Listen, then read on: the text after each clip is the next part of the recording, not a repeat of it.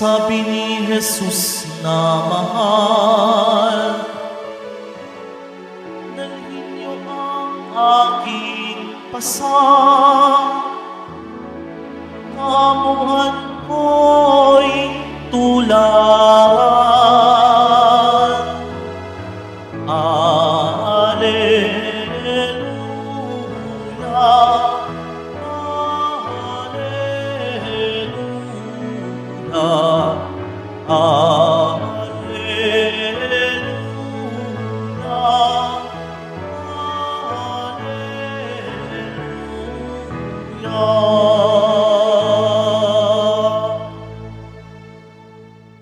Sumainyo ang Panginoon, At sumaiyo rin. ang mabuting balita ng Panginoon ayon kay San Mateo.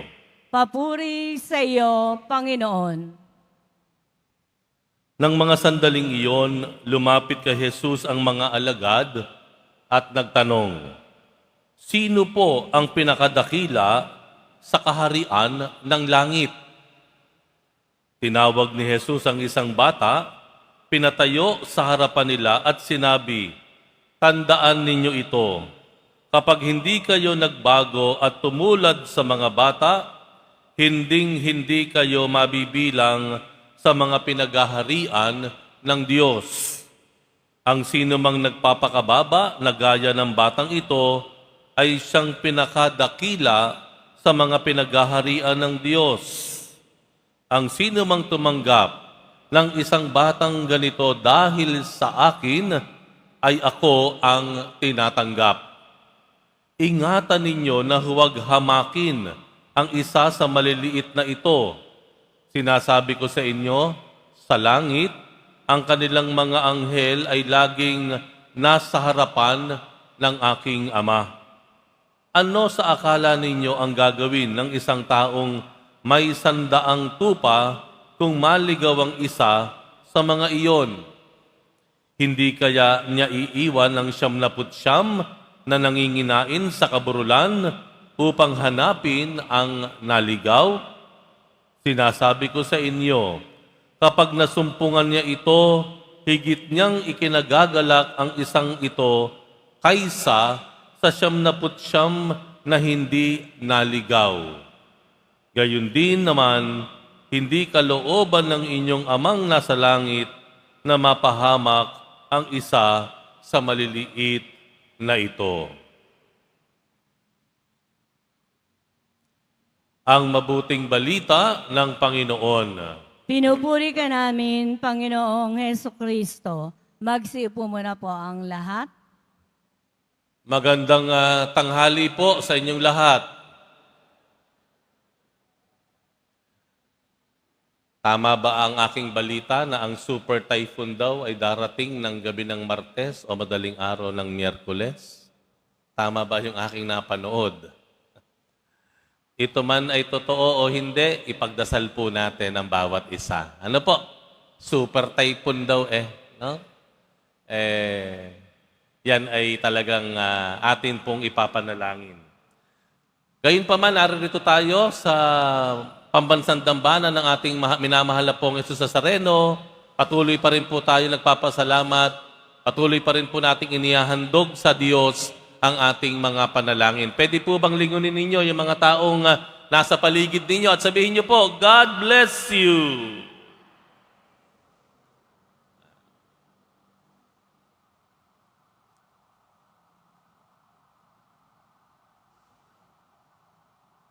Ano po ang isang pinaka-mimithi ninyo sa buhay?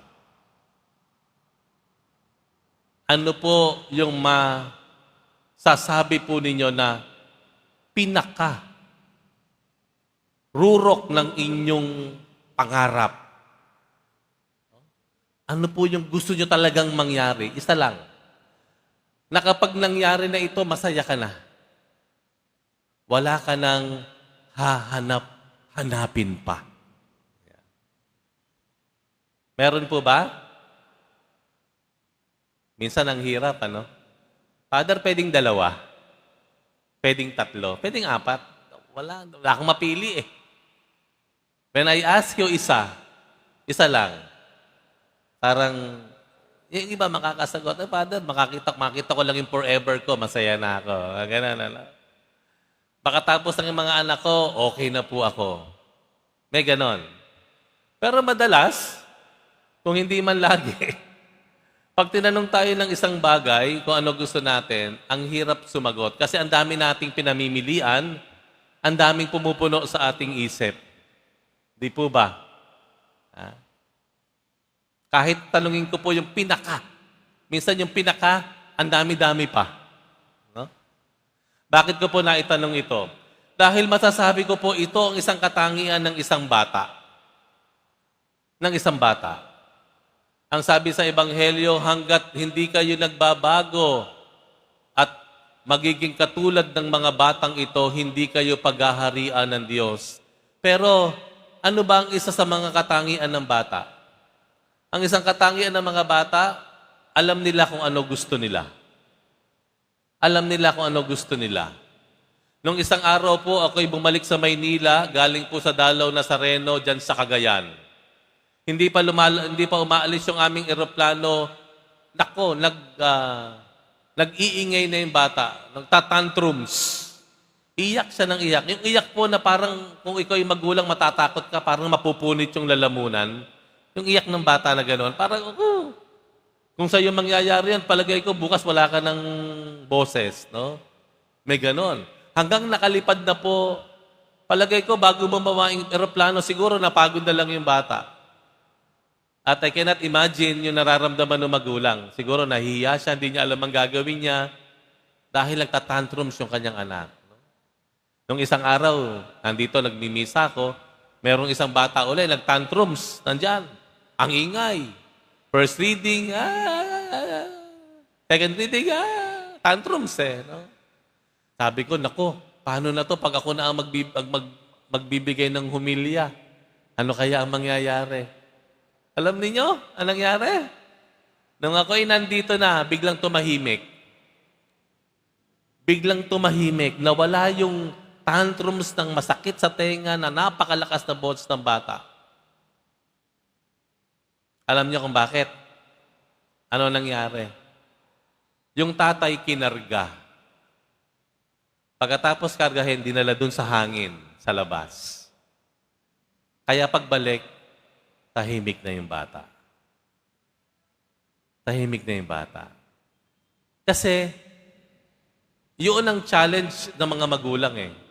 Na alamin kung ano yung nararamdaman ng anak natin. Alamin kung ano yung gusto nila. Di ba? Kung ano yung gusto nila. Kasi ang bata, kapag nakuha mo na kung ano yung gusto nila, tatahimik yan eh. Tatahimik at tatahimik yan. Hindi kasi magulo ang utak ng bata eh. Isa lang kung ano ang hinahanap nila, kung may nararamdaman sila, dun lang sila. Pero sa sandali na matugunan mo kung ano yung kailangan nila, tahimik. Tahimik. Yun ang katangian ng isang bata na marahil sa ating matatanda, medyo mahirap mangyari. Bakit? Kasi salasalabet ang ating mga gusto. Parang mesh. Parang lambat. Nagsasalasalabit kung ano gusto natin. Hindi natin una sa lahat, hindi natin alam kung ano gusto natin. Minsan, alam nga natin yung gusto natin, pero yung iba, nagkokontra. Di po ba? Minsan, hindi mo malaman kung anong gagawin mo, ano uunahin mo, ano ba mas mahalaga. Salasalabit.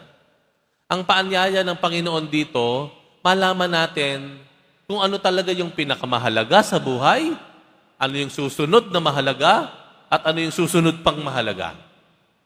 Malaman at maging klaro sa ating isip kung ano talaga yung gusto natin. Ano talaga yung hinahangad natin. Ano yung hinahanap natin.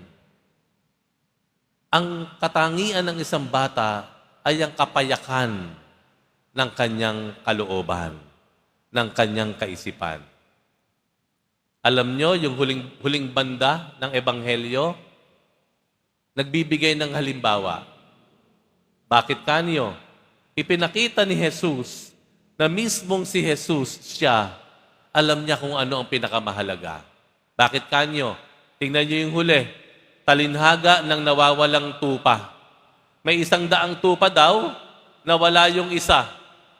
Iiwan ba nung pastol yung 99 na kumakain naman, magkakasama naman, para hanapin yung nawawalang 1 tupa? 99 against 1? 99 na wala sa peligro, kumakain ng maayos, maganda ang kalagayan, against sa isa lamang, pero nawawala. Nawawala sa kanyang daan. Lost. Ang sabi sa Ebanghelyo, ikatutuwa nung pastol ang makita ang nag-iisang nawawalang tupa kaysa sa 99 na hindi naman nawawala. Ipinapakita ng Panginoon, maging siya, alam niya kung ano yung pinakamahalaga. Dahil sa Panginoon, mas mahalaga ang isang makasalanan na magbalik sa Diyos. Mas mahalaga sa Panginoon, malinaw sa Kanya, ang Kanyang pupuntahan ay yung mga mahihina, yung mga naliligaw, yung mga nawawala, yung mga taong nanghihina, nauubusan ng pag-asa, yung mga taong napapalayo na sa Diyos. Klaro sa Kanya. Sa ating misang ito, inaanyayahan tayo ng Panginoon, muli at muli, siyasatin po natin ang ating sarili. Tignan po natin ng buong linaw ang ating kalooban. Ano ba talaga ang gusto natin sa buhay? Ano ba talaga ang isang pinakahihiling mo sa Diyos?